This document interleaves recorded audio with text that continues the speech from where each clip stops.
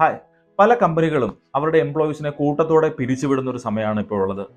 ഫേസ്ബുക്കും ആമസോണും ഉൾപ്പെടെയുള്ള വമ്പൻ കമ്പനികൾ കൂടാതെ തന്നെ കേരളത്തിലൊക്കെയുള്ള പല കമ്പനികളും ഒരു മുന്നറിയിപ്പും ഇല്ലാതെ എംപ്ലോയീസിനെ പിരിച്ചുവിടുന്നുണ്ട്.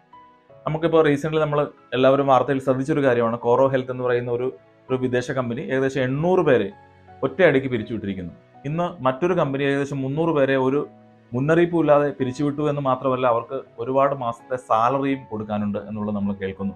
അപ്പോൾ ഇങ്ങനെയുള്ള പ്രതിസന്ധി വരുമ്പോൾ ഈ എംപ്ലോയീസ് ചെന്ന് അകപ്പെടുന്ന ഒരു വലിയ പ്രോബ്ലത്തിലാണ്. ചിലപ്പോൾ അവർക്ക് വലിയൊരു ലോൺ ഉണ്ടാവും, ഹോം ലോൺ ഉണ്ടാവും, അല്ലെങ്കിൽ ഒരു വെഹിക്കിൾ ലോൺ ഉണ്ടാവും. ഇങ്ങനെ ലോണുകൾ തിരിച്ചടയ്ക്കണം, അവരുടെ കുട്ടികളുടെ എഡ്യൂക്കേഷനും ബാക്കിയുള്ള കാര്യങ്ങളുമായിട്ട് മുന്നോട്ട് പോകണം, ഒരു പുതിയ ജോലി കണ്ടുപിടിക്കണം. ഇങ്ങനെയൊക്കെ വരുമ്പോൾ അവർക്ക് വളരെ വലിയൊരു സാമ്പത്തിക പ്രതിസന്ധി ഉണ്ടാവും. ഇങ്ങനെയുള്ള സാമ്പത്തിക പ്രതിസന്ധി അതിജീവിക്കാൻ വേണ്ടി നിങ്ങൾ കരുതിയിരിക്കേണ്ട ഒരു ഫണ്ടാണ് എമർജൻസി ഫണ്ട് എന്നുള്ളത്.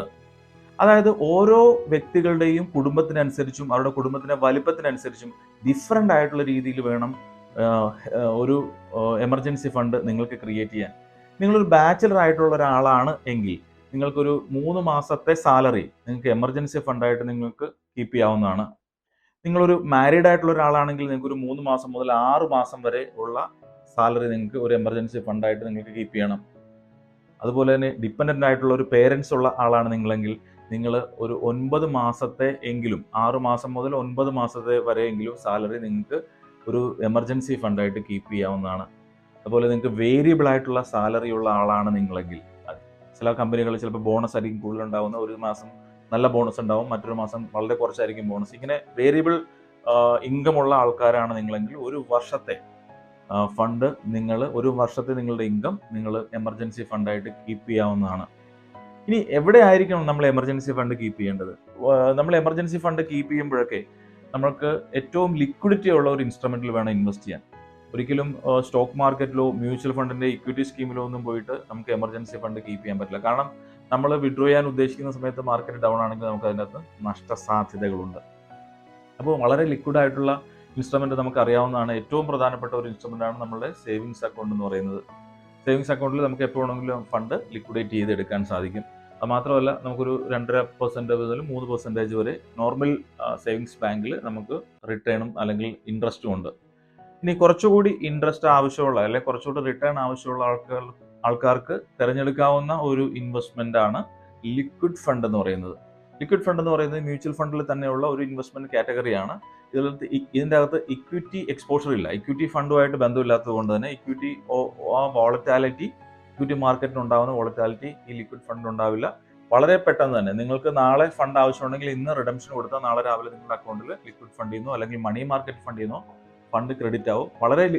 വളരെ പെട്ടെന്ന് നമുക്ക് ലിക്വിഡേറ്റ് ചെയ്തെടുക്കാൻ സാധിക്കും. മാർക്കറ്റ് റിസ്ക്കും ഇല്ല.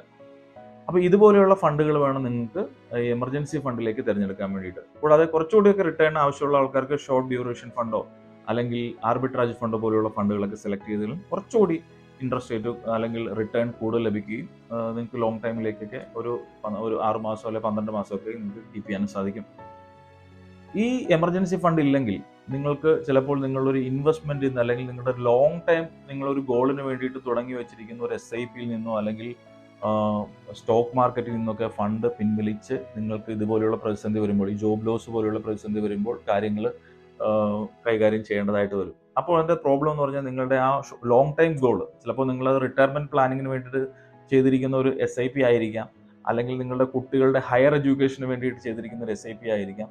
ഇങ്ങനെ പല ലോങ് ടൈം ഗോളിന് വേണ്ടിയിട്ട് നിങ്ങൾ സെറ്റ് ചെയ്തിരിക്കുന്ന ഫണ്ടിൽ നിന്ന് നിങ്ങൾക്ക് ജോബ് ലോസ് വരുമ്പോൾ പണം പിൻവലിച്ച് കാര്യങ്ങൾ ചെയ്യേണ്ടതായിട്ട് വരും. അപ്പോൾ നിങ്ങളുടെ ആ ലോങ് ടൈം ഗോൾ നടക്കില്ല. അപ്പോൾ ഒരു എമർജൻസി ഫണ്ട് നിങ്ങൾക്ക് ഇതേപോലെ കീപ്പ് ചെയ്യാൻ സാധിക്കുകയാണെങ്കിൽ നിങ്ങൾക്ക് പെട്ടെന്ന് ജീവിതത്തിൽ ഒരു ഫിനാൻഷ്യൽ പ്രതിസന്ധി വരുമ്പോൾ നിങ്ങൾക്ക് ആ എമർജൻസി ഫണ്ട് യൂസ് ചെയ്യാൻ സാധിക്കും. എങ്ങനെ നല്ലൊരു എമർജൻസി ഫണ്ട് ക്രിയേറ്റ് ചെയ്യാം, എവിടെയൊക്കെ ഇൻവെസ്റ്റ് ചെയ്യാം തുടങ്ങിയ കാര്യങ്ങളെക്കുറിച്ച് നിങ്ങൾക്ക് അറിയാൻ താല്പര്യമുണ്ടെങ്കിൽ നിങ്ങൾക്ക് ഈ സ്ക്രീനിൽ കാണുന്ന നമ്പറിൽ കോൺടാക്ട് ചെയ്യാവുന്നതാണ്. ഞങ്ങളുടെ എക്സ്പെർട്ട് ടീമുമായിട്ട് കൺസൾട്ട് ചെയ്തുകൊണ്ട് നിങ്ങൾക്ക് ഒരു നല്ല എമർജൻസി ഫണ്ട് കീപ്പ് ചെയ്യാനും ഒരു നല്ല ഫിനാൻഷ്യൽ പോർട്ട്ഫോളിയോ സെറ്റ് ചെയ്യാനും സാധിക്കും. ഇതുപോലെയുള്ള ഇൻഫർമേറ്റീവ് ആയിട്ടുള്ള വീഡിയോ ആയിട്ട് ഇനി കാണുന്നവരെ നന്ദി, നമസ്കാരം. Thank you.